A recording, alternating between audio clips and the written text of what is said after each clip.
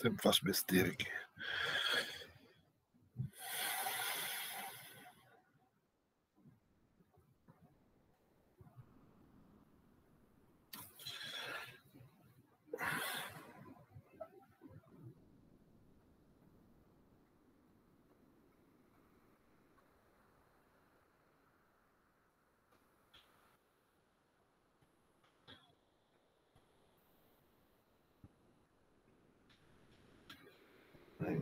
Peraí.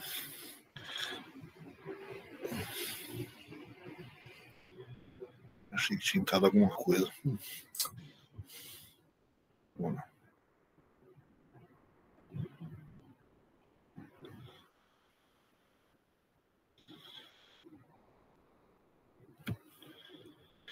Bom, então vamos lá. Nas aulas da semana passada, a gente, grosso modo, viu o governo Fernando Henrique, ou os governos, né? O Fernando Henrique 1 e 2, e a ideia é, na aula de hoje, a gente começar a ver os governos Lula. Na verdade, certo? Quer dizer, eu acho que eu acabei subdividindo o governo Lula em um pouco demais, e talvez essa aula fique um pouco curta. Na verdade, também esse final de curso, certo? Quer dizer, a gente está agora no final, né? O governo, por exemplo, uma prova da ANPEC, o governo Lula é a última coisa que cai, né? Acho que até hoje só caiu uma pergunta sobre o governo Dilma. Mas tanto o governo Lula, o governo Dilma, Temer, já o Bolsonaro, certo? Quer dizer, eu vou aproveitar e colocar algumas questões mais genéricas dentro, né, dessas aulas finais. Né? Eu vou aproveitar a deixa do governo Lula e voltar a uma questão que a gente teve uma breve aula na época do Milagre, que é a questão da distribuição de renda. Né? O governo Lula é tido que durante o seu governo há uma melhoria na distribuição de renda, tem um debate em relação aos dados em torno disso. Então eu vou deixar mais para frente, não nessa semana, mas na próxima semana, ter uma aula sobre distribuição de renda. Né? E que é um desses temas, certo? Quer dizer, um outro tema, certo, que eu acho importante nos dias de hoje é uma discussão que envolve um pouco que está por trás das mudanças que a Dilma tenta fazer durante o seu governo, né, que diz respeito a uma discussão que existe no Brasil sobre um processo de desindustrialização da economia brasileira, uma volta à economia agroexportadora ou recursos naturais exportador, até que ponto isso é bom, isso é ruim, isso é verdade, isso não é. Né? De qualquer maneira, isso de alguma forma motivou alterações na condição da política econômica, principalmente no governo Dilma. E já influencia o governo Lula, de certa forma, também. Mas eu vou deixar essa discussão para quando a gente estiver falando do governo Dilma. Né? E uma terceira discussão, que eu vou deixar para o fim, já para o governo Temer, não vou falar muita coisa sobre Bolsonaro, certo? Mas que é a agenda de reformas, certo? A recuperação, a necessidade ou não de uma nova agenda reformista. Né? A gente teve as reformas ali nos anos 90, elas foram limitadas, e agora, hoje mesmo, o Guedes falou que precisa privatizar umas 4 empresas estatais, recuperar a abertura comercial, enfim, certo? Teve, de fato, agora no governo Temer a reforma da Previdência, uma segunda versão, né, uma terceira, sei lá, se você levar em consideração as outras duas, e tem também algumas propostas de reforma da estrutura federativa, do orçamento, da questão fiscal, então isso eu vou deixar quando a gente estiver falando aí na última semana do curso dos governos Temer e Bolsonaro. Então, a gente ainda tem algumas aulas onde a gente continua um pouco vendo essa evolução histórica, vamos dizer assim, dos governos, né, das políticas econômicas, e eu vou mesclar então um pouco alguns temas específicos. São basicamente esses 3 temas né, a questão fiscal e das reformas, a questão da distribuição da pobreza, que eu vou começar a falar durante o governo Lula, mas eu vou, obviamente, estendê-lo até os dias de hoje, ou até os últimos dados que a gente tem, e essa questão da desindustrialização, que talvez tenha marcado mais uns 2, 3 anos atrás, mas ainda uma parte da historiografia ainda está discutindo um pouco isso. Então é isso. Hoje, então, vamos dar início à transição. Já falamos alguma coisa na última aula, do governo Fernando Henrique para o governo Lula, e esses momentos iniciais do governo Lula, né? Isso que eu queria chamar, eu vou dividir em 2 partes, talvez, do governo Lula. Esse primeiro momento, que eu estou chamando aqui, né, não só eu, mas o chamado choque de credibilidade, né? Aí depois, que é o início do governo ainda com uma taxa de crescimento menor, pequena até, e a partir aí do 2005, você tem aí uma fase, vamos dizer assim, onde há um crescimento da economia brasileira até a crise de 2009, né? Começa no finalzinho de 2008, no último trimestre de 2008. Então, os dados ruins mesmo aparecem em 2009. Né? Então, você tem essa fase intermediária aí que é de crescimento, que o Edmar Baixa, né, que não é nenhum petista, certo, mas chamou de o milagrinho do governo Lula. Né? Uma fase milagrinho porque é curto, mas também de um crescimento econômico sem problemas de balanço de pagamentos e com a inflação em queda. Em queda, mais ou menos. Então, é um pouco a aula de hoje fazer mais a transição e a próxima aula fazer um pouco esse crescimento.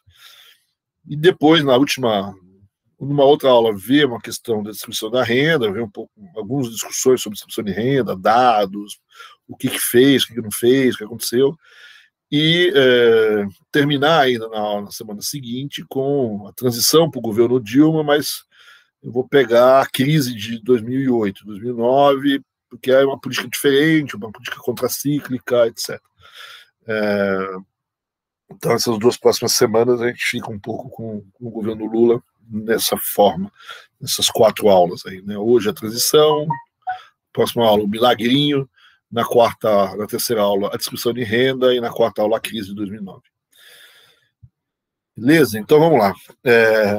Só para a gente retomar a aula passada, né, certo? Que a gente viu com o Fernando Henrique, que o Fernando Henrique faz no seu segundo mandato uma nova armação macroeconômica, né, o famoso tripézinho, né, com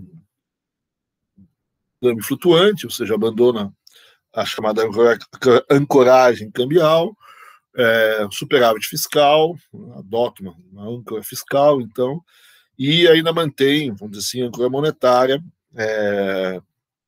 que se imagina que vai poder ser relaxada ao longo do tempo, e em cima desse relaxamento da âncora monetária, você previa, vamos dizer assim, uma certa recuperação da economia brasileira, que logo no ano seguinte, a montagem desse tripé, logo em 2000, a coisa mais ou menos estava andando bem. Né?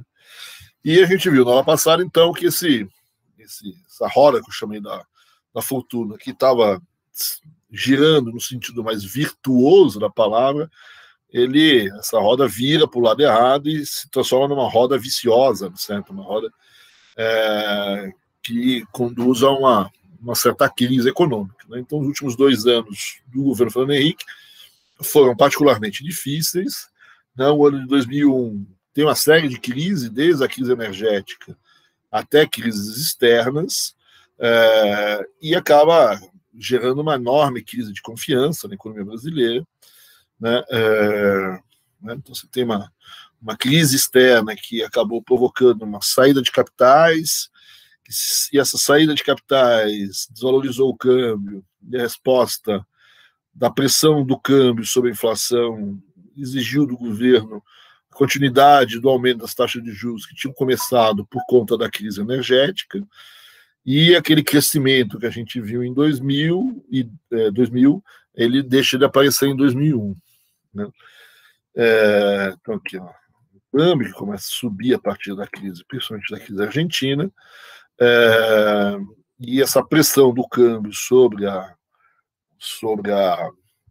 inflação, a inflação volta a acelerar um pouquinho, certo? Quer dizer, e essa política inicial, essa política monetária inicial, essa subida da taxa de juros inicial, ela não tem um efeito muito forte sobre essa inflação.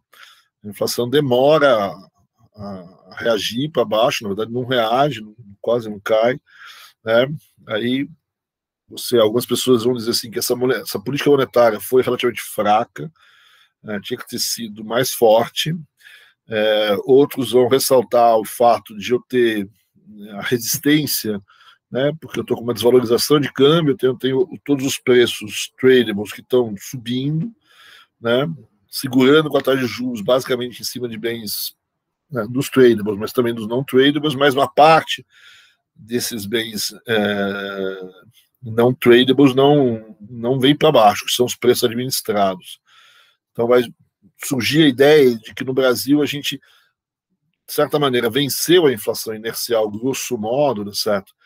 Mas ainda tem resquícios, né? Ou seja, principalmente nesses preços administrados, que a gente chama, né? Os preços que são, no fundo, que vêm de acordos ou de contratos, né? Preço de luz, preço de água, preço normalmente de condução pública, né, de ônibus, né, que tem regras de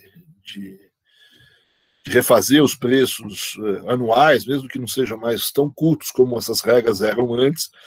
Esses contratos prevêem uma certa indexação anual desses preços, né? E isso fez com que, vamos dizer assim, esses preços evitam um pouco, seguram um pouco essa queda dos preços, né? Porque esse choque inflacionário, no fundo, ele é transmitido para os preços administrados, né? Mesmo que você esteja já, quando os preços administrados vão subir, com a inflação caindo, certo? Você transmite uma inflação passada de quando o choque cambial apareceu. Então, em 2012 vai aparecer um aumento de certos preços administrados em função da inflação, desculpa, em 2002, um aumento dos preços administrados em função da inflação de 2001. Então tem ainda, né, não é tão grande quanto era antes, mas ainda existe alguma inércia na inflação brasileira, né, mesmo que não seja gigantesca, ela é grande e nessa hora ela enfraquece, ou ela exige, vamos dizer assim, uma política monetária que puxe os preços não administrados mais para baixo ainda, para compensar essa não queda dos preços administrados, né? E isso, de um lado, do outro lado, você vai começar a ter um outro problema, que você olha principalmente para a tua dívida, né? Ou para a dívida do governo, vamos dizer assim, principalmente, né? Tanto a externa como a interna, né? Quer dizer, né, a externa ela é obviamente ligada à taxa de câmbio, né? E a interna ela também é ligada à taxa de câmbio, né? Por conta de títulos públicos que o governo federal soltou com cláusulas cambiais desde o final da primeira gestão Fernando Henrique. E se esses títulos não são indexados a câmbio, esses títulos são indexados a taxas de juros, né? Eles são o que a gente chama de sericados, né? Estão ligados à Selic. Então, note que aqui você teve uma desvalorização de câmbio, né? E, por outro lado, um aumento da taxa de juros, né? Então, isso pressionou os dois principais componentes de indexação da tua dívida, né? A dívida externa, por razões óbvias, talvez a taxa de juros não atinjam os títulos externos, né? Mas o câmbio sim, e a taxa de juros e o câmbio atingem a dívida interna, né? Então, a dívida interna ela é fortemente selicada e ela é fortemente cambial. A dívida externa é cambial, talvez aí já com juros prefixados, mas você tem uma questão do câmbio. Então, isso coloca, né, no fundo, você encareceu a dívida brasileira, né, seja pelo indexador, seja pela própria taxa de juros. Isso começa a colocar uma certa dúvida, né, na cabeça dos agentes, que, né, já existia essa dúvida lá em em 99, 98, sobre a capacidade do governo fazer frente a essa dívida e evitar que essas dívidas se transformassem numa dívida explosiva, ou seja, que a tendência da relação dívida-PIB fosse crescente, ou fortemente crescente. Então, essa desconfiança vai crescer no mercado, né, e você tem indicadores, né, dessa desconfiança, as diferenças de preço de mercado, etc., começam a mostrar essa desconfiança. Né, você tem uma queda dos títulos em função de você ter uma ideia de que você talvez possa não pagar. Né? Então, os indicadores, a dívida, não só a dívida cresce, como cresce também a desconfiança em torno dela, certo? Da sua capacidade de pagamento. Né? E essa desconfiança, ela vai ampliar a fuga de capitais. A fuga de capitais que começa talvez mais por questões de crises externas que não são diretamente ligadas ao Brasil. Esse movimento de desconfiança vai colocar um pozinho brasileiro nessa desconfiança, certo? Quer dizer, essa desconfiança começa a se manter independente da crise da Argentina, enfim, da crise mundial, de qualquer outra coisa. Né? Então, você começa a ter fuga de capitais, de novo, muito parecida com as fugas de capitais que estavam havendo no Brasil pós-crise russa, ali em 98, 99. O Brasil volta a fazer acordos com o Fundo Monetário, né? Tem 2 grandes acordos, de novo, com o Fundo Monetário, um em 2001 e um em 2002, né? E isso marca esse último ano, né? Essa desconfiança grande em relação à capacidade do governo brasileiro de fazer frente à sua dívida, certo? E essa desconfiança, então, ela provoca aquilo que que o Blanchard chamou de dominância fiscal, ou seja, essa desconfiança provoca uma saída das taxas do capital, o Brasil vai reagir a essa saída do capital, né? Essa desconfiança vem pela fragilidade das contas públicas, ou seja, o superávit primário que o Brasil gera até então, ele não mais parece suficiente para fazer frente às novas condições, câmbio, juros, da dívida externa e interna. Né? Então, essa fuga de capitais, ela te provoca uma nova leva de desvalorizações cambiais. Essas desvalorizações cambiais vão pressionar de novo a inflação, né? E você reage à inflação, né, de acordo com o livrinho ali, certo? Essa elevação das taxas de juros. E, na verdade, é isso que o pessoal chama de dominância fiscal. O mercado vai olhar esse aumento da taxa de juros mais com um efeito sobre a questão das contas públicas do que com um efeito sobre a inflação. Então você começa a ponderar esse aumento da taxa de juros mais pelo lado negativo que ele tem de deteriorar a situação fiscal, de ampliar o risco da dívida pública, certo? Do que sobre um possível efeito inflacionário. Né? Então é isso que se dá o nome de dominância fiscal, né? E essa visão, essa perspectiva negativa na situação fiscal faz justamente, então, aquela roda andar para o lado errado, né? Porque você tem a fuga de capitais, que leva à desvalorização, que leva ao aumento da inflação, que leva ao aumento da taxa de juros. Esse aumento da taxa de juros, no lugar de segurar o processo inflacionário, na verdade, ele aquece a questão da dívida, aquece a questão fiscal, provoca uma nova fuga de capitais, que provoca um novo aumento do câmbio, que provoca um novo aumento da inflação, né, que provoca um novo aumento da taxa de juros. Então, entra numa espécie de uma roda aí negativa, uma roda que eu chamo de viciosa, aí, no lugar de virtuosa, como estava imaginado. Né? Então, essa é um pouco a questão interna da crise. Né? Então, aqui a taxa de juros subindo, né? Você vê que você tem aí algumas oscilações, mas a taxa de juros a taxa de câmbio vai subindo aqui o tempo todo.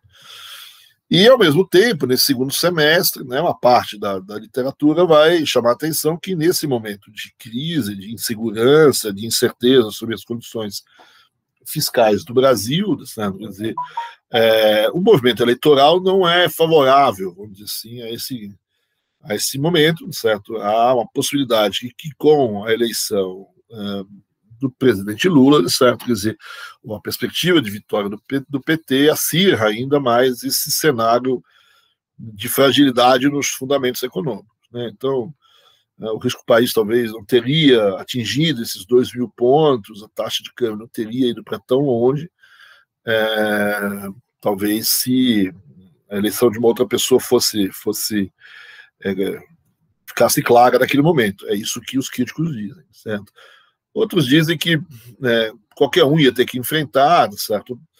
E o próprio PT sabia, vamos dizer assim, dessa sua ligação e tentou, durante principalmente o segundo semestre de 2002, de todo o processo eleitoral, vamos dizer assim, diminuir esse lado negativo, da eleição do PT junto aos indicadores de credibilidade, essa perda de credibilidade da economia brasileira, né? Então, tem várias coisas, certo? Eu vou voltar a isso daqui a pouco, mas assim, tem a Carta ao Povo, a Carta ao Povo brasileiro, que é feita em agosto, é um texto escrito em nome do candidato, pelo partido, tal, que tenta assegurar as pessoas que o PT vai manter os seus compromissos, os compromissos do governo, vamos dizer assim, né? Não vai dar calote, não vai fazer essas coisas todas. Mas talvez, acho que o documento mais firme nesse sentido, mais forte ou mais surpreendente para muita gente, é um documento que o PT chancela, vamos dizer assim, o recurso que o Fernando Henrique faz ao FMI, né? O recurso no sentido de buscar recursos, né? Não é o recurso jurídico, né? Mas a ida do Brasil ao FMI, né, obriga o Brasil a assinar uma certa carta de intenção, um acordo com o Fundo Monetário, e o Fernando Henrique toma cuidado de passar por todos os candidatos esse documento para tentar diminuir justamente esse cenário de crise eleitoral, né? E se imaginava de que, né, o PT que não assinaria, não respaldaria, justamente usaria no Brasil essa ideia do Brasil ter que assinar uma nova carta de intenção com a FMI, usaria isso politicamente e não assinaria, certo? Quer dizer, é verdade, obviamente o Lula usou isso politicamente para mostrar como a economia brasileira estava em frangalhos, segundo ele, né, mas assinou no sentido de falar, não vão me culpar, não é culpa minha, não, eu estou assinando e se eu assumir, eu vou manter o acordo com a FMI enquanto eu precisar, certo? Quer dizer, então você tem aí uma certa consciência do partido, certo? E do presidente, o candidato aqui, de que eles tiveram discursos no passado que ampliam essa fragilidade, certo? Mas tentam também, por outro lado, mostrar que a fragilidade não é só culpa deles, certo? Quer dizer, obviamente que tem alguma coisa por trás que faz essa economia ser frágil, é isso que eles tentam jogar na eleição, né?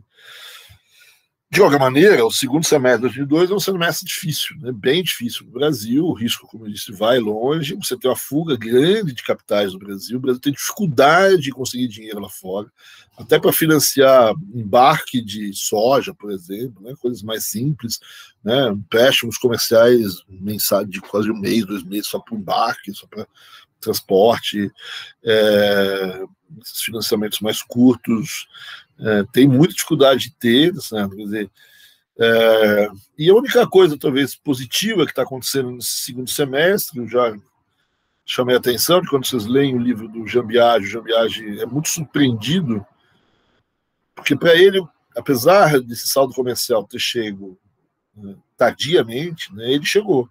E ele não é pequeno em 2002. Né? Ele foi muito pequeno, obviamente, em 2001, sim, mas em 2002 ele já é grande, certo? Ele já indica um futuro muito positivo na balança comercial brasileira, né?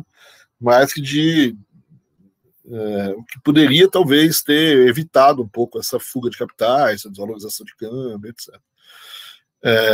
E ter diminuído, vamos dizer assim, essa perspectiva de risco que apontava-se para o Brasil naquele momento, né? Então é um momento não muito simples, certo? É um momento complicado, você tem uma transição política que não é pequena, junto com uma economia que não vai bem, certo? Você está novamente numa crise muito parecida com a crise do primeiro semestre, desculpa, com a crise do final do primeiro mandato, ou seja, para os pagamentos que está no limite, e uma conta fiscal que também está no limite. Certo? O problema é que vários dos passos que tinham que ser dados já tinham sido dados. Certo? Quer dizer, certa geração de superávites, né, etc. Enfim, tem ainda uma teoria da conspiração, certo? Quer dizer, que vai dizer o inverso, certo? Que foi uma jogada, vamos dizer assim, no mercado, tentando colocar susto na população brasileira e evitar a possível eleição do Lula, certo? Mas aí, enfim, a teoria da conspiração vai precisar mostrar que isso é verdade. Que há esse conluio com o sistema financeiro internacional, etc. Mas, enfim, tem uma situação complicada. Então, no meio desse caminho, você tem, então, o crescimento da eleição do Lula, certo? Quer dizer, a gente já conversou um pouquinho na aula passada, né, certo? Mas a primeira coisa que eu queria chamar a atenção é um pouco essa mudança no ideário do PT, certo? Quer dizer, o Lula tinha perdido 3 vezes as eleições e 2 delas foram duras. Certo? Quer dizer, a eleição de 94 e 98 foram duras porque foram no primeiro turno, né? Quer dizer, o Fernando Henrique ganhou muita facilidade, a de 89 foi até o fim, enfim, teve segundo turno apertado, teve primeiro turno apertado, e um debate grande, né? Então, o Lula muito se ressente de não ter tido uma grande oportunidade de entrar em discussões maiores, tal, né? De qualquer maneira, certo? Quer dizer, havia claramente uma noção de que, certo, que se o PT mantivesse o seu ideário, a sua forma de conduzir a política, ia ser difícil. E qual era essa forma de conduzir? Certo? De certa maneira, certo, você imagina que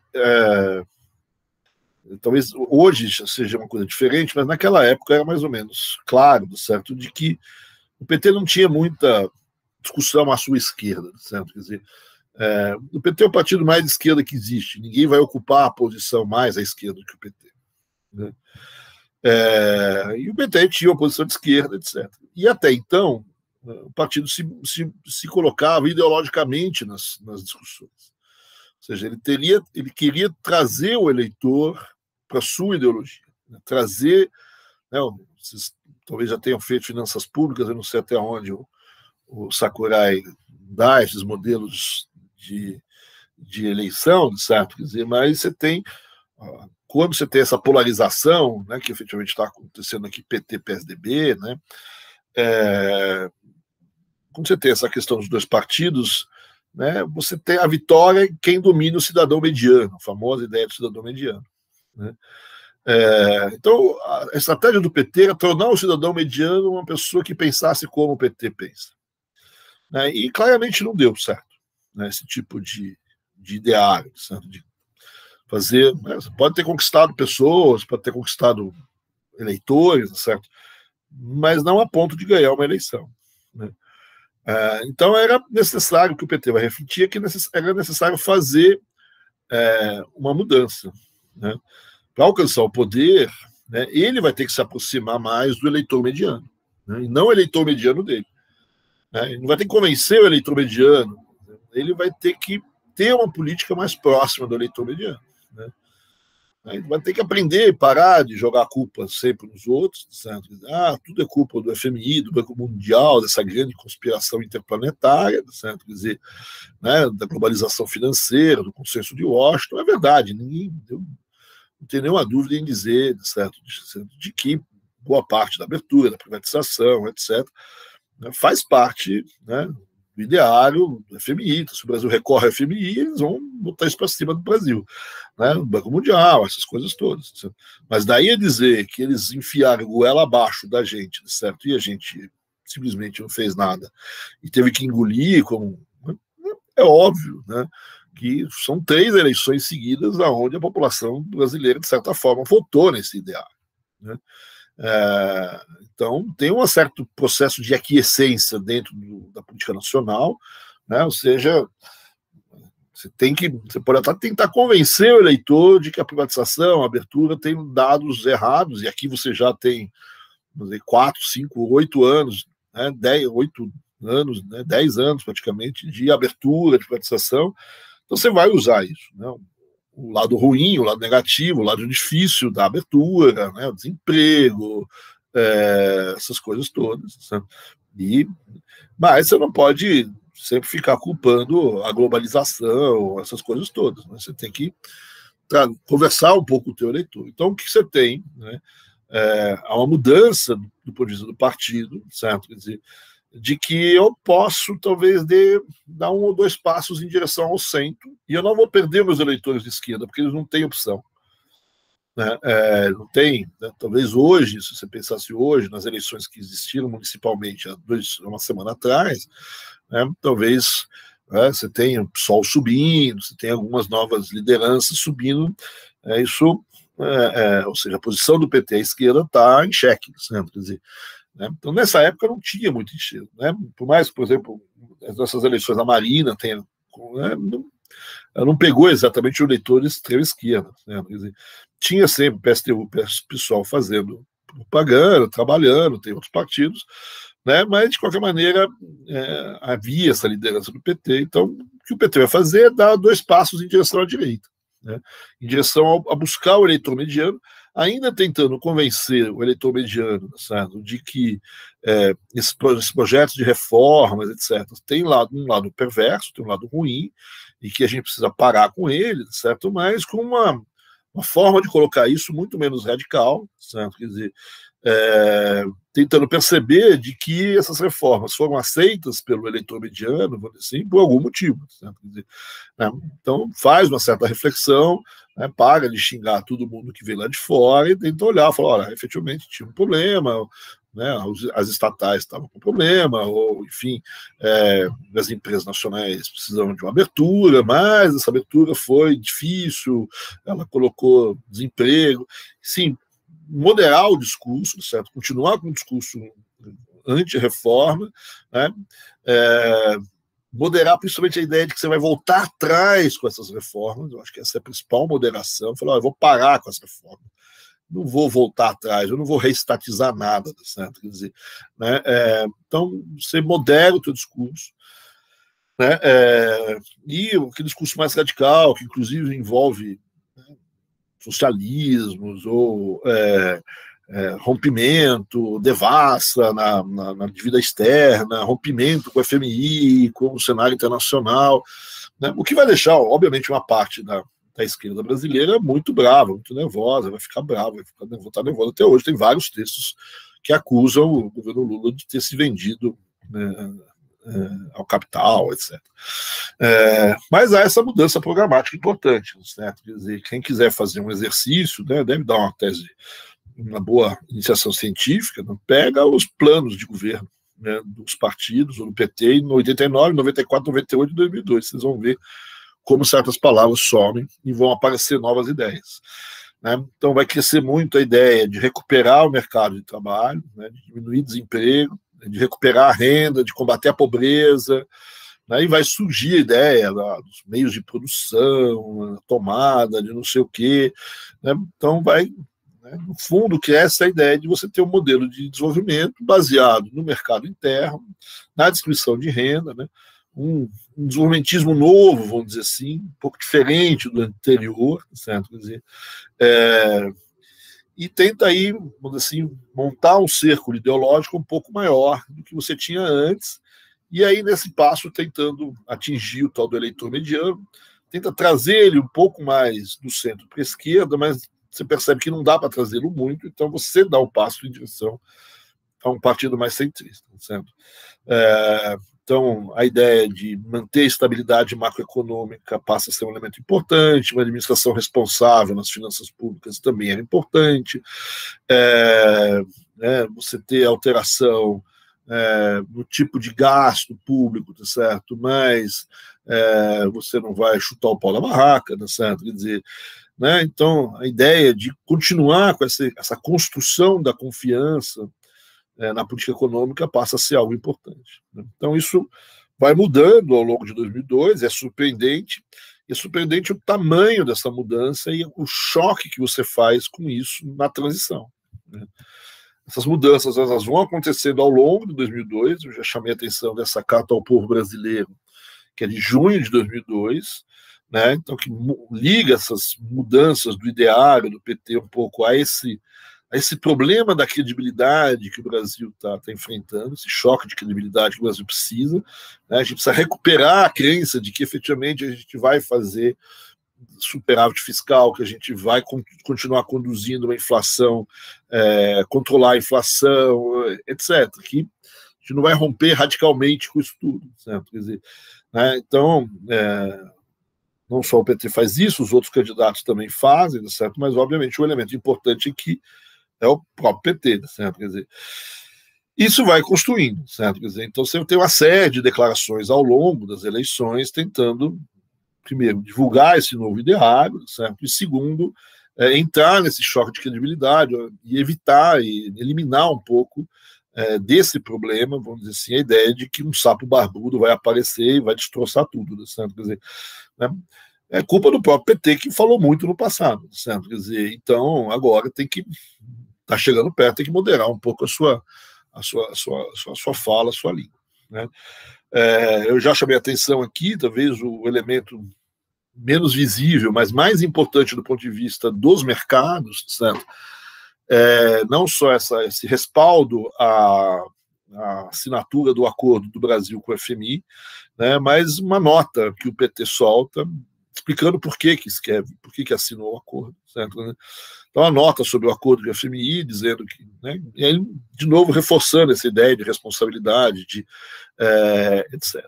Né? Então, isso já está feito durante a transição, durante o processo eleitoral, já está tentando fazer essa mudança, esse convencimento, e efetivamente você ganha as eleições ali, certo? Quer dizer, e é muito interessante como essa mudança, isso vai acontecer no momento seguinte, né? Nesse momento de transição entre a vitória e a posse, né? Você ganha a eleição, mas ainda tem um mês e meio até tomar posse, né? A posse é no 1º de janeiro, né? E você ganha as eleições, se não me engano, no final de outubro, não me lembro exatamente quando é que eram as eleições, mas enfim. E aí você tem a montagem das equipes, uma série de declarações, etc. Né? E aqui a própria montagem da equipe é uma coisa surpreendente, né? Você tem, né, o ministro Palocci, vamos colocar na época, 2002, né? Tem longe de você ter essas crises políticas todas que a gente tinha, né, certo? Quer dizer, e quem era o Palocci, certo? O Palocci é o prefeito de Ribeirão Preto, quer dizer, a não ser a gente de Ribeirão Preto, ninguém mais sabe quem é o Palocci. Ninguém. O Palocci é uma pessoa relativamente desconhecida no mundo financeiro, no próprio Brasil, né? Quer dizer, né? Ele é de uma leva, assim, de prefeitos do PT que é relativamente bem vista naquela época, né?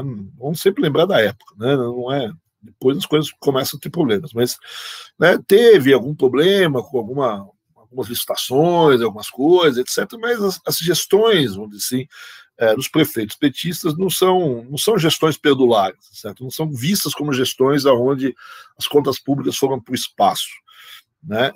Não são perfeitas também, mas em geral são gestões fiscalmente não sem reparos, certo? Mas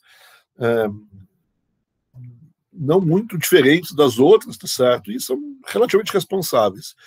E o Palocci, em particular, vamos dizer assim, também não tem nenhum grande problema, tá certo? Pelo menos a nível nacional não se divulga uma coisa maior, talvez em Ribeirão Preto haja outras críticas, tá certo? E o que se vende um pouco, tá certo? Quer dizer, aí por parte dele mesmo, né, que ele era um cara que não era contra, por exemplo, inclusive privatizações, certo? Que ele tinha participado como prefeito do PT de algumas privatizações, como por exemplo, do saneamento, ou de uma parte do saneamento, né, de que ele não era a priori contra privatizações, etc. Né? Então você nomeia foi o ministro da Fazenda Palocci. Na verdade, tem uma história aqui, mas é uma história meio de bastidor. Tem uma questão importante aqui, que é a morte. Me fugiu o nome aqui agora, mas do antigo prefeito de Santo André, que era um pouco o líder da montagem do plano de governo do Celso Daniel, né, que tem um caso mal explicado até hoje, um pouco esquisito, tal, mas quem era essa figura, vamos dizer assim, que representa um pouco esses prefeitos mais modernos, etc., tal, do PT, era o Celso Daniel. O Celso Daniel eu particularmente conheço bem, foi meu colega, um professor, etc., e ele veio a falecer, foi assassinado, mais ou menos na mesma época que outros. Tem um outro prefeito do PT também que foi assassinado, Toninho de Campinas, e o Palocci acaba assumindo essa função, né? Mas que tem uma coisa importante do Palocci, né? Quem é a ministra da Fazenda do PT, quem é que vai ser? Né? Você tinha lá uma lenca de pessoas, né? Desde a Maria da Conceição Tavares até, enfim, tinha um monte, né? A Luiz Mercadante, tem um monte de economistas, só que essas pessoas falaram muito no passado, né? Quando fala muito, né? E elas têm um monte de declarações ali contra o FMI, pela não sei o quê, contra isso.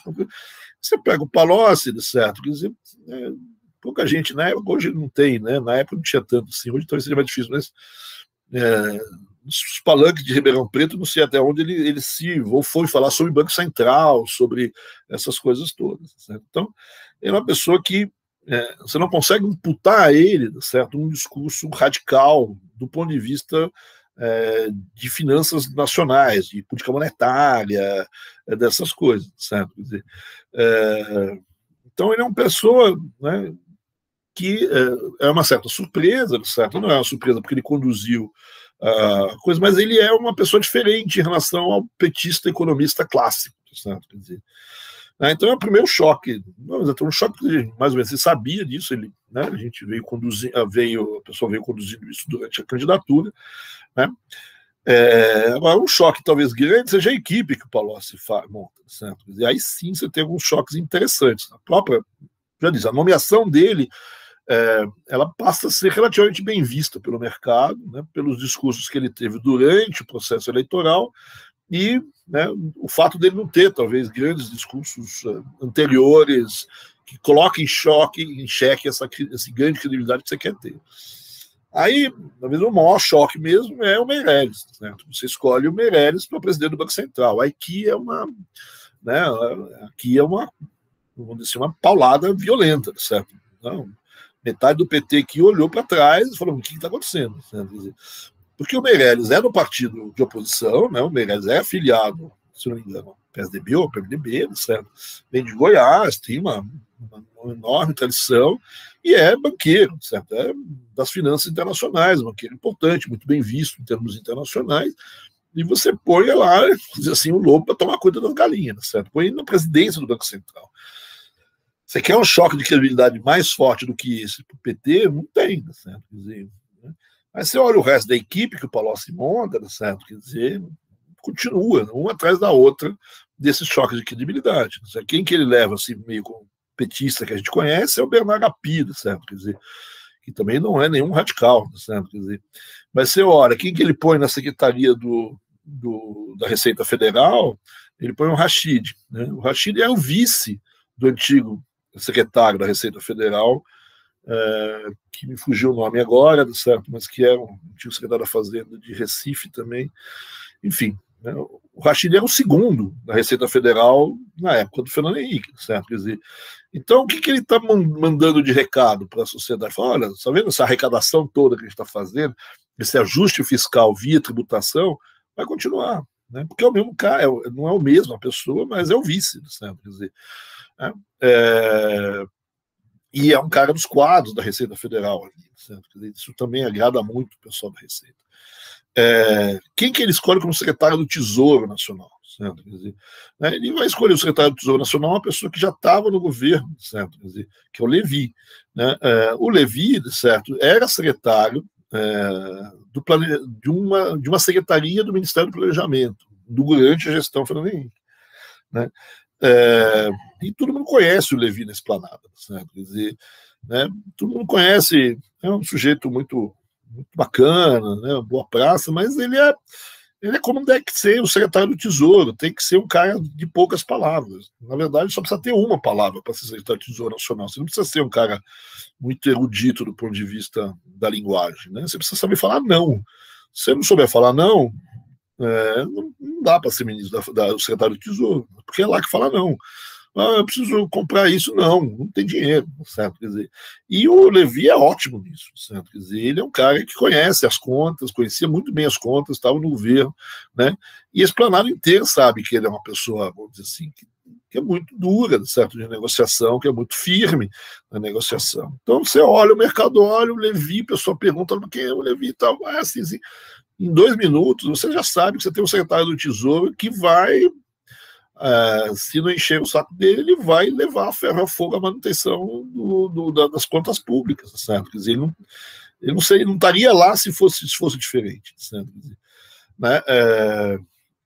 E assim vai, certo? Tem vários outros cargos, certo? Tem um cargo que é pouco conhecido, a gente talvez na academia conhece maior, mas hoje a gente é uma pessoa que é bem conhecida, que é o Marcos Lisboa. Né? O Marcos Lisboa, hoje todo mundo sabe quem é, certo? Mas na época ninguém sabia, certo? Quem é Marcos Lisboa? Professor, né? Professor lá da Federal, enfim, na época. Né? Na época. Acho que era na Federal do Rio, enfim. E ele tinha na mão, ele fez junto com outros colegas, inclusive com um colega da FE, de Ribeirão, né, o Reinaldo, ele circula no meio, inclusive no meio empresarial, uma agenda, certo? Uma agenda de reformas, uma agenda de micro-reformas e políticas sociais focalizadas, né? Chamada Agenda Perdida. Né? Então junta aí uns 10, 15 economistas que propõem uma série de políticas para o governo, né? Nessa agenda perdida. Então, você tem uma série de reformas chamadas micro-reformas, reforma da lei de falência, reforma da questão financeira, políticas horizontais, políticas focalizadas, políticas públicas focalizadas, etc.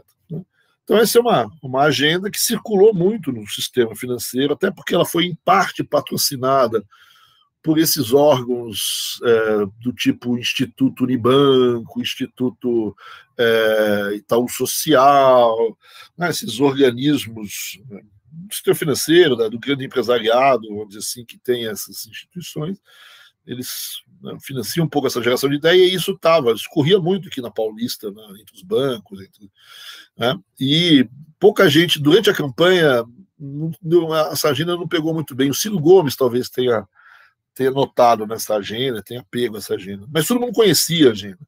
Ninguém, né, o PT não abraçou ela de primeiro momento. Mas quando o Palocci chama o rapaz, acabei de esquecer o nome dele,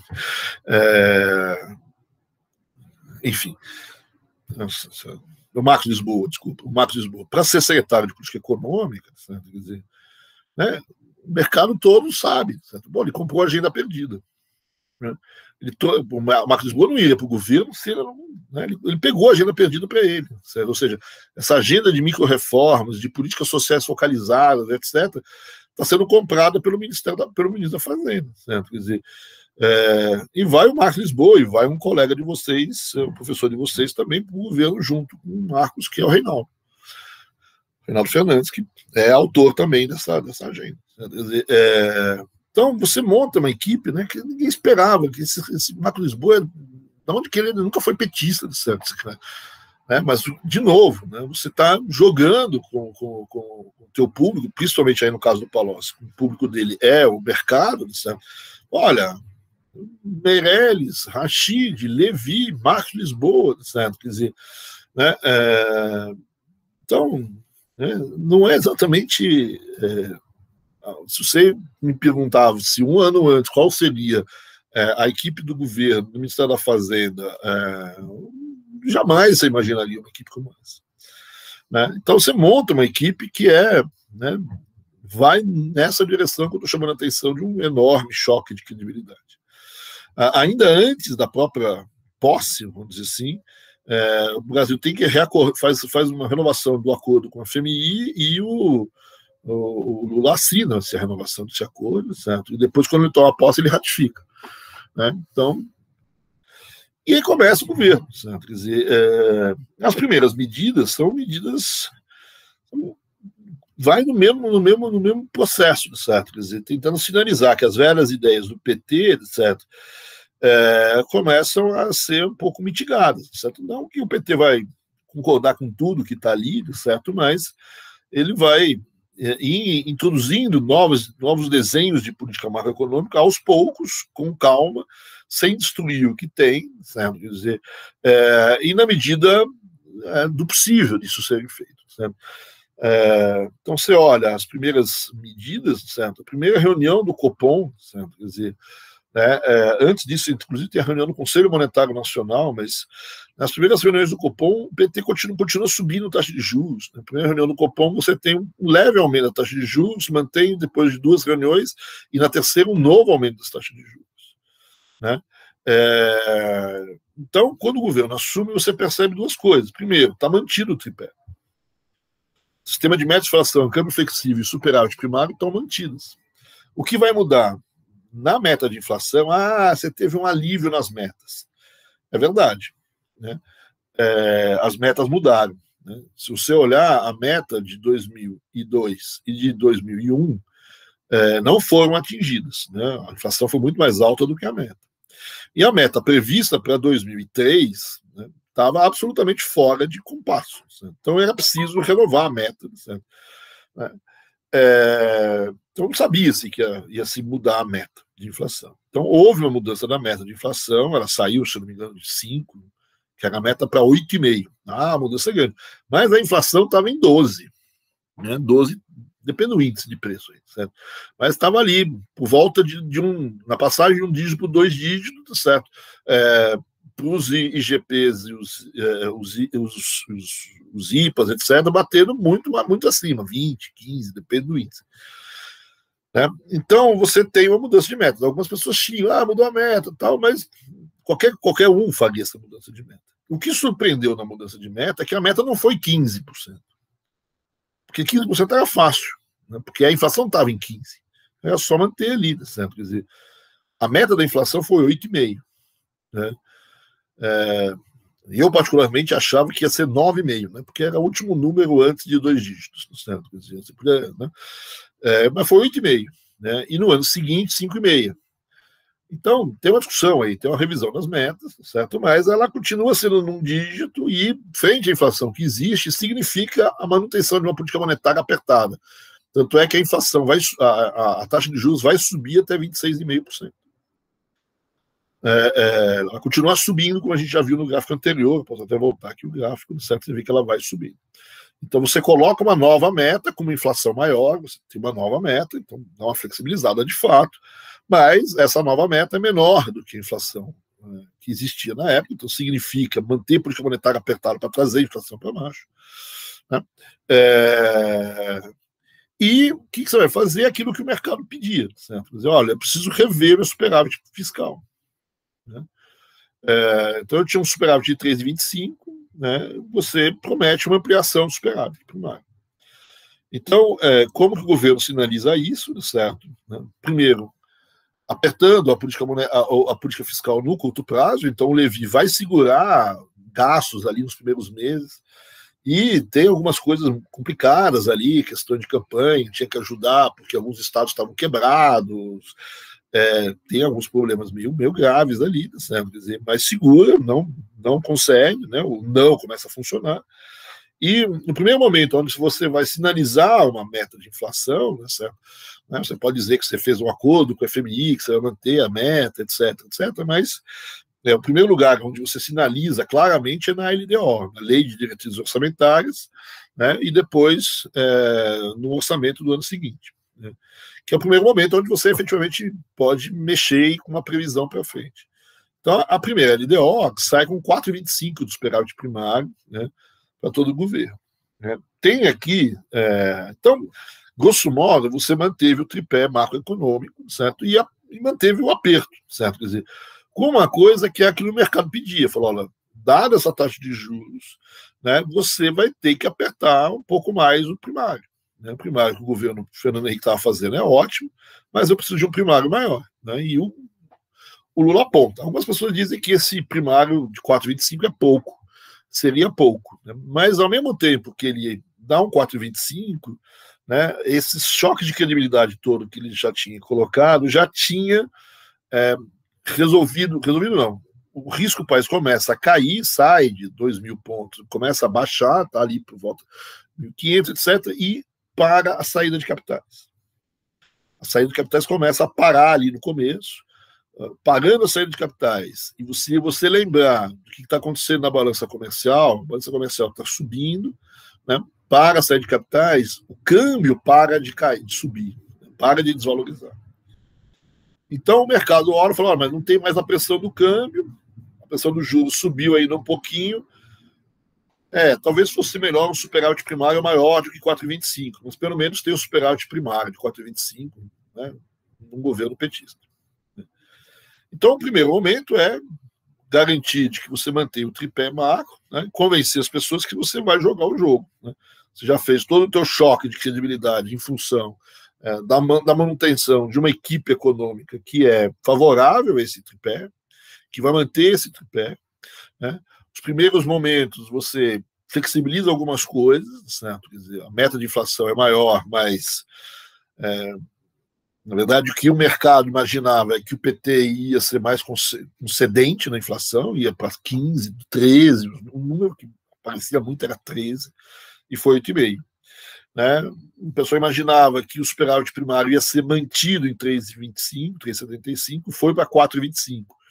Na prática, a gente vai ver que vai se estabilizar por volta de 3,5, etc. Né? Tem mais um detalhe aqui que às vezes as pessoas chamam a atenção, de que nesse acordo do superávit primário, principalmente um acordo com o Fundo Monetário, o Brasil coloca algumas exceções para calcular o superávit primário. Então aqui vai aparecer algumas ideiazinhas interessantes. Então, eu vou calcular o superávit primário, mas eu vou tirar do superávit primário os investimentos das estatais. Então, o superávit primário é do setor público consolidado. No setor público consolidado, por exemplo, você não leva em consideração o investimento de algumas estatais. Né? Investimento faz parte, né? O conceito aqui é superávit primário, não poupança primária. Certo? Quer dizer, superávit primário é gastos menos arrecadação, a única coisa que você não põe nos gastos é juros. Né? E aí o PT faz uma coisa, não põe nos gastos juros e os investimentos da Petrobras e da Eletrobras. Então você começa a tirar algumas coisinhas aí. Certo? Você vai pegar os dados, você vai ver NFSP, Necessidade de Financiamento do Setor Público, sem Petrobras, Eletrobras, tem algumas coisas meio esquisitas. Certo? Mas, enfim, a ideia é tentar permitir, vamos dizer assim, que você gere o superávit primário, mas que as principais empresas públicas que você tem, Petrobras e Eletrobras, aqui ainda, façam investimentos e sejam elas talvez um pouco as responsáveis para manter a economia crescendo. Né? Então tem alguma flexibilização do superávit primário aqui, o mercado achava que esse número poderia ser um pouco maior, mas, vamos dizer assim, dado que é o PT, está mais do que bom. Certo? É isso que o pessoal está imaginando. Certo? E esse choque todo, ele começa a funcionar. Né? Essa confusão toda, né, começa a funcionar, começa pelo câmbio. Né? O câmbio arrefece, para de crescer, chega perto dos 4 e começa a cair. Né? Na verdade, ele começa a cair, na verdade, como eu falei, começa pelo câmbio, com dados objetivos, mas começa pelo risco. Né? Os cálculos de risco começam a diminuir.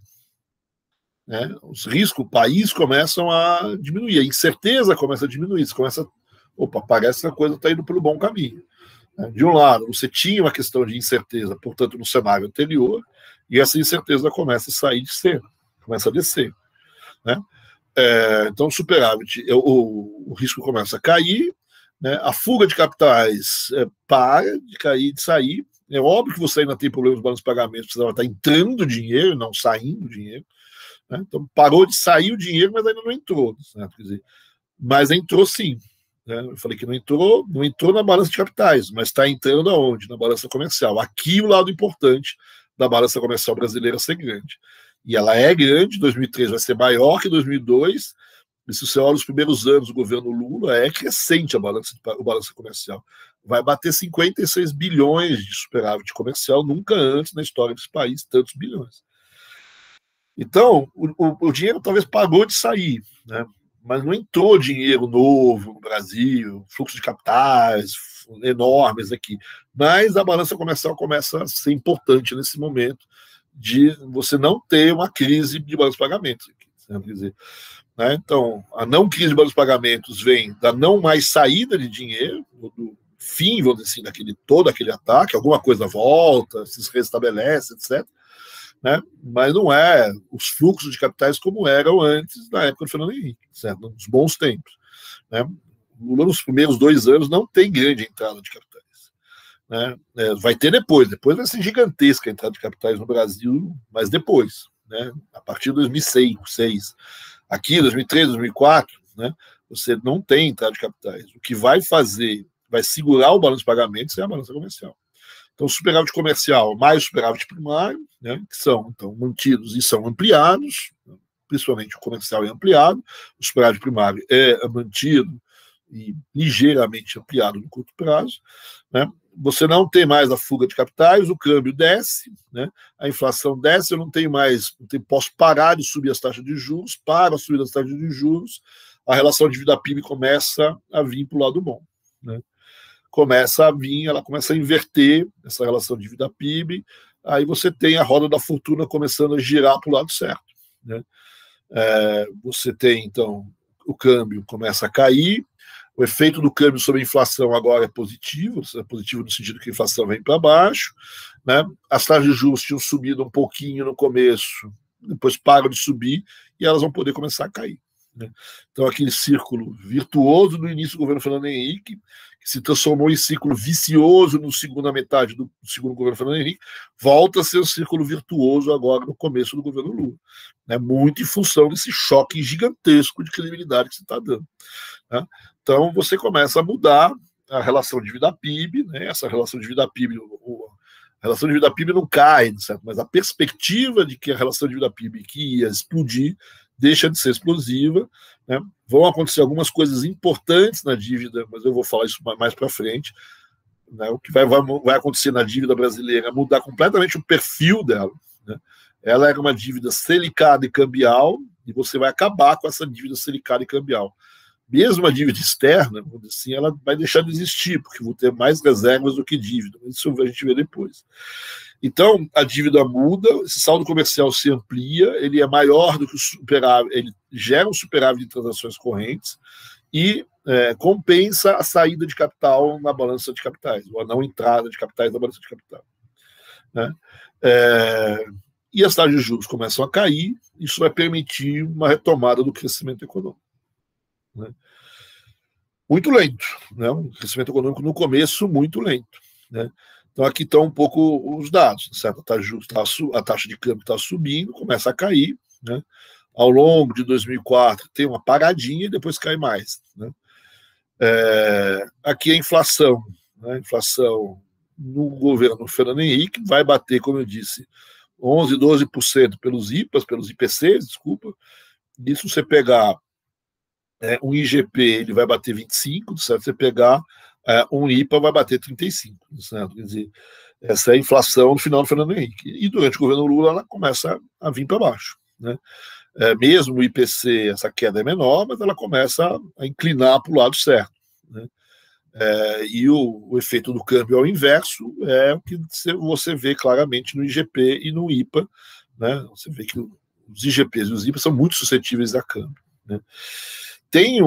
Vocês começam a olhar esse gráfico aqui com um pouco de cuidado, vocês vão acompanhar um pouco para frente, vocês vão ver que no ano seguinte, certo, já em 2004, tem uma nova, os IPAs e os IGPs começam a ter uma subidinha ali, certo? Quer dizer, né, mas isso não se mostra claramente nos IPCs, né, nos IPCs que estão mais em azul e preto. Aí. O que está acontecendo aqui? Certo? Isso vai ser um problema político para o partido, para o PT, grande aqui. Certo? Quer dizer, aqui você vê essa subida da inflação, ela é decorrente de um choque de commodities, né, que eu tenho um aumento de preço internacional de várias commodities, algumas favoráveis ao Brasil, algumas contra o Brasil, do ponto de vista da balança de pagamentos, né? O contra, obviamente, é o petróleo, né? Mas algumas favoráveis são minérios e outros produtos que, do ponto de vista dos preços, você tem um efeito, né, desse choque de commodities internacional nos preços brasileiros, né? E, obviamente, que o IPA vai pegar esse choque mais rápido do que os IPCs, né? Porque são as commodities, é o petróleo, o alumínio, é o ferro, não sei exatamente quais são os produtos aqui que subiram, mas então isso num índice de preço por atacado, certo? Isso pode até ser captado. Isso, obviamente que não tem, no IPC não existe ferro gusa no IPC, certo? Existe os depois, então demora para pegar isso nos IPCs. Mas por que eu disse que isso dá um problema? Porque em relação a esse choque aqui, certo, de preço, que o governo percebe, né? Se você pegar os relatórios do sistema Copom no Brasil, você vai ver que há um olhar, vamos dizer assim, que esse choque que a gente percebe no IGP e no IPA vai se transferir depois, mais para frente, no IPC. E o governo, o que ele faz em função desse choque, dessa perspectiva de aumento da inflação no IPC, um novo aperto da política monetária. Não sei se eu tenho aqui atrás, eu tenho aqui, vocês veem essa segunda bola aí, essa segunda montanha das taxas de juros, que começa no final de 2014, 2004. Né?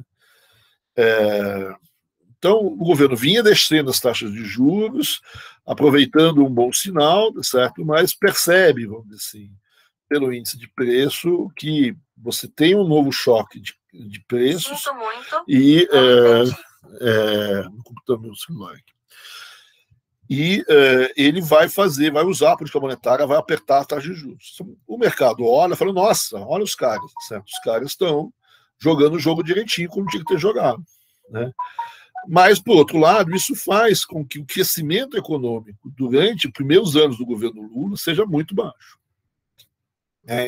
As taxas de juros começam a cair, mas não deu nem tempo, vamos dizer assim, da economia começar a se recuperar, vamos dizer assim, que eu subo de novo as taxas de juros, isso segura muito o crescimento no início do governo Lula. E ele vai receber muita crítica, principalmente no seu próprio partido, no seu próprio campo, né, dizendo que qual é a diferença, o que está fazendo, não sei o que, etc. Então, isso vai ser um problema, certo? Quer dizer, isso vai ser visto dentro das hostes mais do próprio partido, com uma espécie de um excesso de conservadorismo do governo. Para outras pessoas, isso, de certa forma, faz ainda parte do chamado choque de credibilidade, né? A partir dessa segunda intervenção, que o Lula vai ganhar mais pontos ainda junto ao cenário internacional e, por exemplo, você vai ter, um pouquinho mais para frente, o governo começando a ganhar não só pontos no sentido de os MBA, né, os 2.000 pontos caindo para 800, para 500, etc., como você vai ter as agências de risco começando a classificar o Brasil melhor, a ponto de, no final do primeiro mandato, você ter uma classificação, melhorar muito as classificações de risco, coisa que antes a gente não tinha no governo. Né? Então, para muita gente, isso ainda está nesse choque de credibilidade, mas isso coloca uma discussão, certo, dentro do governo e dentro de vários, enfim, na sociedade, até onde o Lula está sendo mais conservador do que precisaria ter sido. Né? Quer dizer, né? Se você olha só os IPCs ali, certo? Você não percebe que vem vindo uma inflação, né? A inflação estaria vindo, certo? E ela não veio, de fato, porque você fez a política monetária que segurou, vamos dizer assim, e essa inflação não foi parar no IPC. Mas, por outro lado, né, a grande crítica é taxa muito baixa de crescimento no primeiro ano e meio de governo, 2 anos de governo, praticamente, né, com taxas baixas de crescimento. Né? E aí a crítica do excesso de conservadorismo. Né? Que enfim, tem um problema político aqui também, muito grande, certo? Que é uma certa dificuldade, por exemplo, com as eleições no final de 2004. Né? Por exemplo, o Lula não ganhou em São Paulo, não ganhou, a Marta perde a eleição em São Paulo, tem uma série de Isso tem um problema dentro do partido importante. Mas a gente pega o período seguinte, certo? É um período de forte crescimento econômico. De fortíssimo não é, mas de forte crescimento econômico. O crescimento econômico do Brasil sempre, historicamente, aqui abaixo do crescimento da economia mundial, ele vai se equivaler ou vai ser até acima da economia mundial, inclusive durante a crise, que é o período seguinte, que eu chamei aqui de marolinha, certo? Quer dizer, botei um ponto de interrogação do lado, de que, na verdade, a crise no Brasil foi muito menor do que a crise no resto do mundo. Então, essa segunda parte do governo Lula, esse segundo governo e meio, vamos dizer assim, metade do primeiro e o segundo governo, inclusive a crise, o Brasil vai chegar a taxas de crescimento da economia brasileira acima das taxas de crescimento mundiais. Eu digo acima mesmo durante a crise, porque a crise no Brasil é menor do que a crise no resto do mundo, diferente do que normalmente acontece. Ou nos últimos 10, 15 anos vem acontecendo. Então, mesmo com esses problemas, com essas críticas iniciais em relação ao crescimento econômico muito pequeno, depois desse período, certo? Quer dizer, que eu chamei aqui de um período do choque de credibilidade, que as pessoas vão falar de uma política monetária fiscal excessivamente conservadora, etc., você ingressa, vamos dizer assim, no chamado período de crescimento econômico do governo Lula, que o Edmar Baixa chamou então de milagrinho, certo?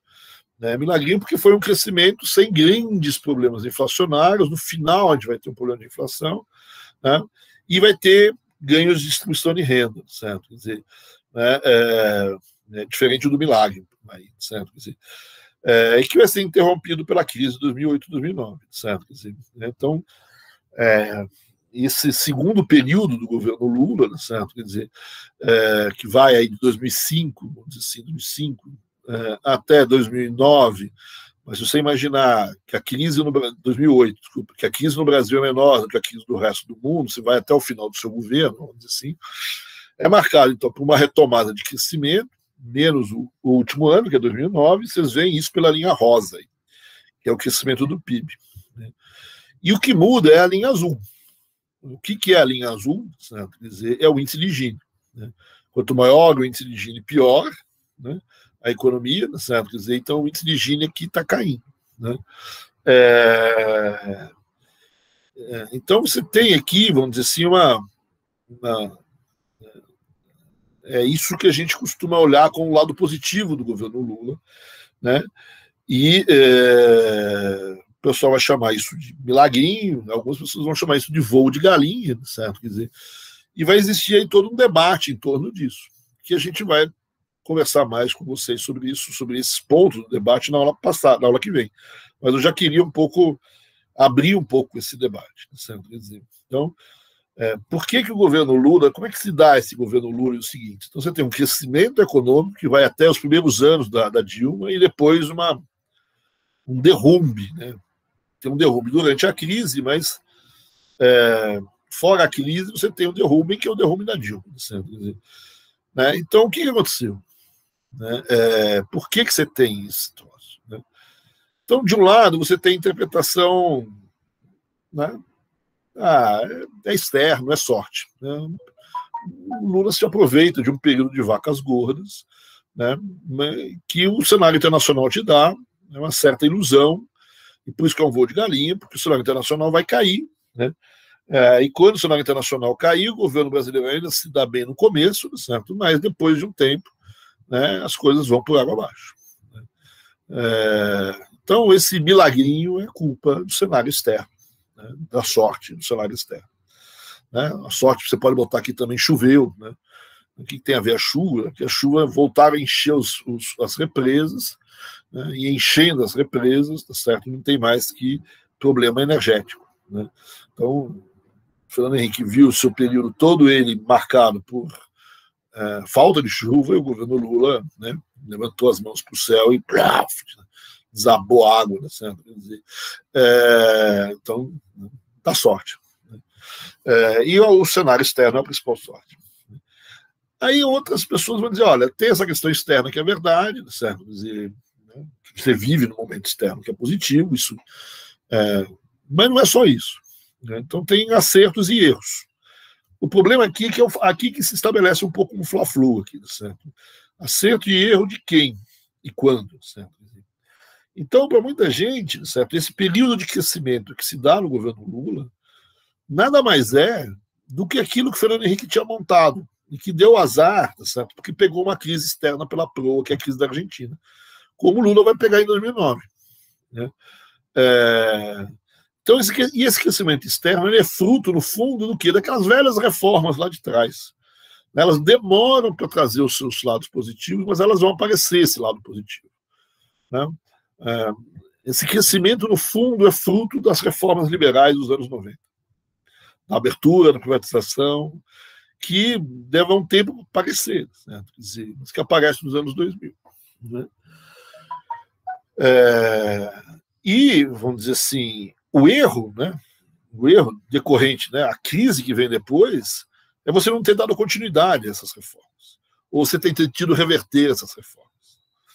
Né? Esse é o problema do Lula ou da Dilma, certo? Quer dizer, né, de você ter tentado reverter ou de não ter dado continuidade ao conjunto de reformas institucionais dos anos 90, que é a agenda atual do plano do Guedes, retomar a agenda de reformas.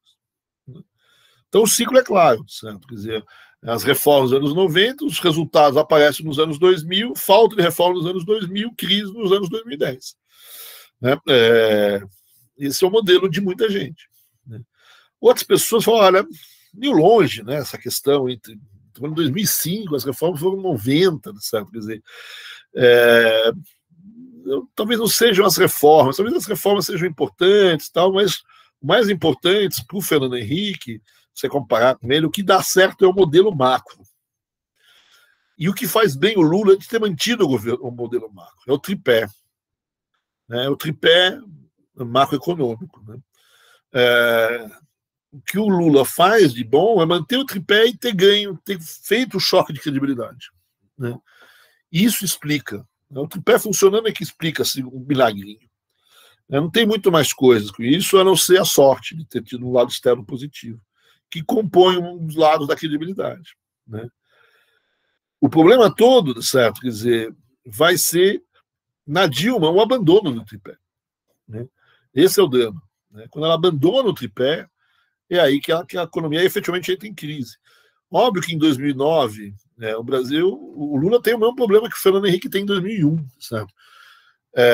Talvez aí você reconheça, certo, que algumas mudanças que o governo Lula fez façam com que a crise de 2009 não seja tão dramática como foi para o resto do mundo, para outros países do mundo. Isso a gente vê um pouco mais para frente. Então, uma segunda hipótese aí. Certo? Uma terceira hipótese, não. Tem, talvez, uma boa ideia do governo Lula ter mantido a macro, tal, mas ele combinou essa mudança, esse modelo, certo, com uma série de alterações de política econômica, que são colocados em cenas pouco a pouco a partir de 2003, certo? Mas que vão desabar, que vão dar, vamos dizer assim, no modelo de crescimento com base no mercado interno, no consumo de massas do mercado interno. Né? Então, quais são essas mudanças importantes? Né? Você mantém o tripé, talvez isso continue sendo importante, mas você combina isso com uma diminuição gigantesca da exposição externa que o Brasil tem à crise, né? E aí é verdade que você se aproveita de um cenário externo positivo, e você, de alguma forma, introduz, vamos dizer assim, o início de um modelo de crescimento baseado no consumo doméstico, no consumo de uma população mais carente. Isso vai ser feito com redistribuição de recursos via política, né, via Bolsa Família, essas coisas, via crédito, muito crédito, inclusive para populações mais carentes, com o famoso consignado, aquelas coisas todas, né? E uma política de diminuir o desemprego, né? Atacar fortemente a questão do desemprego. Então, o desemprego aumenta, o fim do desemprego, você aumenta a massa de salários, você tem aumentos de salários mínimos sistemáticos que se irradiam pela massa de salários, você tem políticas redistributivas via Bolsa Família e outras coisas, e crédito. Né? Essa é a mudança do modelo. E isso sustenta o crescimento brasileiro durante o governo Lula, né? E qual é o erro da Dilma? O que faz esse troço queimar, né? De novo, a mudança do modelo. Não só abandonar o tripé, mas colocar uma nova matriz macroeconômica, uma nova agenda de desenvolvimento que não é exatamente uma agenda baseada no consumo de massas, né? O novo desenvolvimentismo, que algumas pessoas chamam de agenda Fiesp, né? O novo desenvolvimentismo que talvez esteja equivocado, né? Lá na frente a gente vai conversar sobre isso, né? E outras pessoas vão dizer que não. Na verdade, essa política que se inicia no governo Lula, de um crescimento baseado no consumo de massas, ela não consegue ir até o fim, né? Isso pode ter várias razões, mas duas principais, certo? Quer dizer, o uso do Estado como promotor da distribuição de renda e do desenvolvimento foi exagerado, né? Você colocou essa demanda sobre o Estado, né? E ela não é possível de você compatibilizar com as outras demandas. Alguém vai ter que sair um pouco do Estado, né? Você não consegue manter essa política de consumo de massas, né? O modelo de consumo de massas não funciona, e uma das razões não funciona, ele não consegue ser mantido ao longo prazo, certo? E um dos motivos para isso foi que você usou exageradamente o Estado, né? O Estado não tem condições de manter esse modelo. Outro motivo para isso, certo? Quer dizer, foi então a alteração da agenda, que você põe mais gente ainda para, além da Bolsa Família, ter o Bolsa Empresário, certo? Segundo alguns, né? E a outra questão é uma questão, vamos dizer assim, ligada ao próprio modelo de desenvolvimento, certo? Com distribuição de massas, que você não consegue gerar internamente ganhos de produtividade, né? Isso a gente vê mais para frente, né? Então, você tem um exagero no modelo do Estado, modelo produtor de desenvolvimento e distribuição, e alguns erros, né? Excesso de gasto, né? Dificuldade com produtividade, inclusão de uma nova agenda, de um novo grupo de pessoas, etc., né? Então, são dificuldades econômicas aí, de efetivar esse modelo de consumo de massas. Ou porque você mudou a agenda, ou você abandonou o tripé, ou porque, né, você tem que tirar alguém do jogo. E, por fim, né, certo, você tem a explicação clássica, né, certo, de que você tem um problema político, né? Esse modelo de desenvolvimento tem lá os seus problemas, mas tem um problema político enorme, certo? Porque era muito claro que alguém ia ter que desmamar, vamos dizer assim, e, né, quando você percebe que alguém vai ter que desmamar, né, as pessoas começam a pular do barco, certo? Quer dizer, falando, você ou não, certo? Se eu vou ter que desmamar, você cai fora, certo? Então você tem um problema político enorme desse novo formato de crescimento econômico, né? Essa é a visão petista, né, certo? Quer dizer, de que o modelo colocado pelo Lula foi destruído politicamente, certo? Quer dizer, uma parte do PT também aceita de que o modelo de desenvolvimento de massas ele tinha erros, ele teve erros no seu processo de condução, erros econômicos, inclusive, certo? Quer dizer, e você tem a visão de que a Dilma alterou o modelo de desenvolvimento do Lula, certo? Quer dizer, e colocou um modelo um pouco diferente, esse modelo neodesenvolvimentista, essa nova agenda desenvolvimentista, que não deu certo, né? Poderia ter dado certo, mas ele não só não resolveu o modelo anterior, como esse novo modelo também não se sustentou, né? Então você tem aí um erro político, né, de governo, certo? Quer dizer, de alteração da política econômica e também de alteração do conjunto de pessoas com quem você está lidando. Então aqui você tem um pouco, foi meio rápido, um panorama, acho que a gente vai começar a ver um pouco essas coisas todas nas próximas aulas, né? Então, do que né, dessa... Isso é um pouco a literatura, tentei resumir um pouco aqui a literatura, como é que ela está, né? Um acerto, até onde o acerto é do Lula, até onde o acerto é do passado. Se vocês se lembrarem das razões do milagre, esse esquema aqui está um pouco parecido, né? Por que aconteceu o milagre? Por conta externa, culpa das reformas, né? Não, foi o Delfim, ou seja, foi o novo governo, certo? Quer dizer, então, qual dos três? Né? É um pouco que está aqui. Né? Por que a gente tem um milagrinho? Por conta da situação externa, das vacas gordas, né? Por conta das reformas anteriores, aí tem uma discussão se as reformas são as mais antigas ou se são, vamos dizer, as reformas mais de curto prazo que o próprio Fernando Henrique fez na transição do primeiro para o segundo gestão. Né? Ou se tem alguma coisa importante do próprio governo. Né? O governo Lula tem alguma coisa a ver com isso. Né? E aí você tem as discussões da crise, certo? Né? Que decorre um pouco, né? Acabou a sorte, né? Você não manteve as reformas, você não manteve a política macro, e esse novo modelo está errado, né? Ou não dá certo, né? Ou você substitui um por um mais errado ainda. Quer dizer, que é um pouco que a gente conversa a ver nas próximas aulas agora, certo? Quer dizer, então,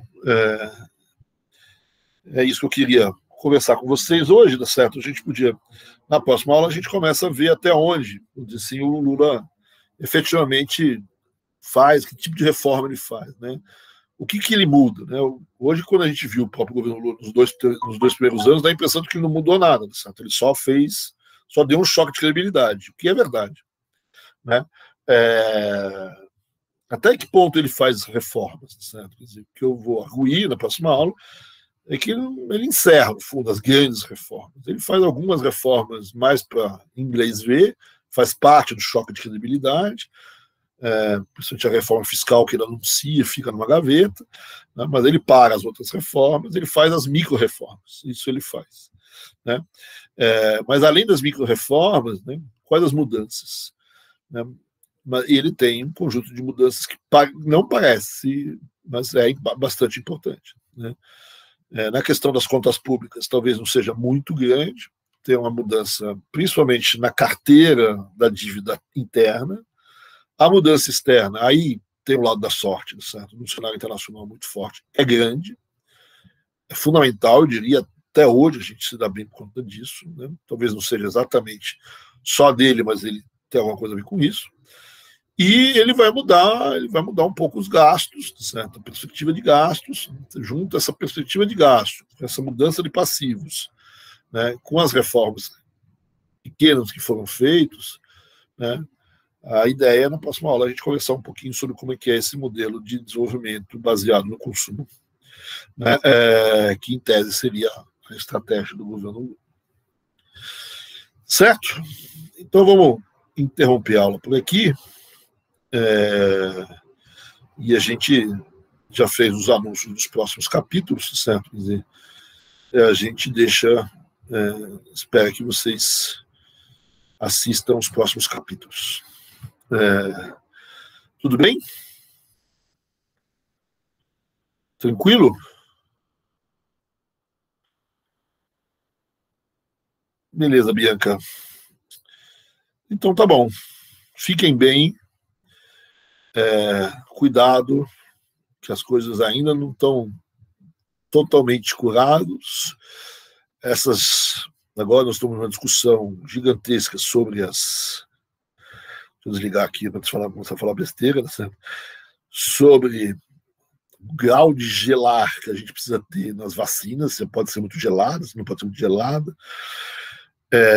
Cada um agora virou especialista